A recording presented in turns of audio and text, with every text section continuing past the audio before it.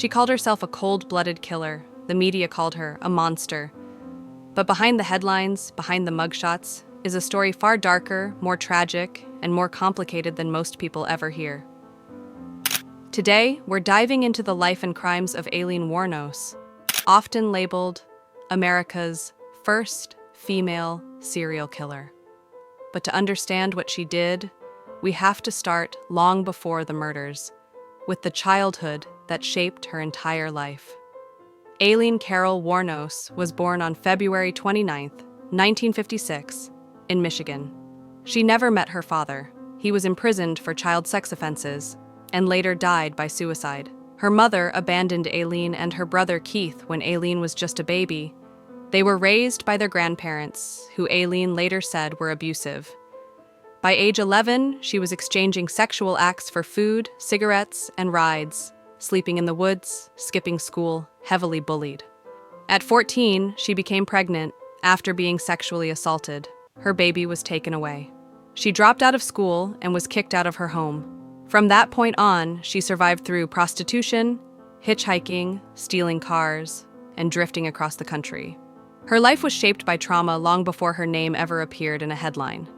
Throughout the late 1970s and 1980s, Aileen was arrested multiple times for armed robbery, car theft, disorderly conduct, assault, and using a firearm in public. Everything about her life was unstable, except one thing. She wanted love. In 1986, she met Tyria Moore, a hotel maid in Florida. The two became inseparable. Aileen supported both of them through sex work, often working dangerous highways alone at night. This relationship would later become the key to her confession and possibly her downfall. Between 1989 and 1990, 7 men were found murdered across Florida. All had been shot multiple times, found along remote highways, last seen picking up a hitchhiker. The victims were Richard Mallory, 51 years old, David Spears, 43 years old, Charles Carskadden, 40 years old, Peter Seames, 65 years old, Troy Burress, 50 years old, Charles Dick Humphreys, 56 years old, and Walter Antonio, 62 years old. Aileen claimed they were all attempted rapists, and she acted in self-defense. But prosecutors said the pattern didn't match self-defense. It matched robbery and execution-style murder. The turning point came when police found fingerprints, DNA, pawn shop records with her signature, and witnesses placing Aileen at multiple scenes. The net was closing in. In January 1991, police arrested Aileen at a biker bar, but she refused to confess until investigators reached out to Tyria. Tyria agreed to cooperate with police to avoid being charged. She called Aileen, begging her to confess to stop the police harassment. Aileen, wanting to protect the only person she loved, broke. Her recorded confession said, "I did it. I killed them, but they raped me." This confession became the backbone of the prosecution's case.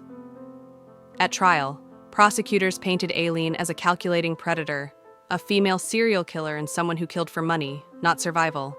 The defense argued she suffered from PTSD, antisocial personality disorder, borderline personality disorder, years of sexual violence, but the jury didn't buy it.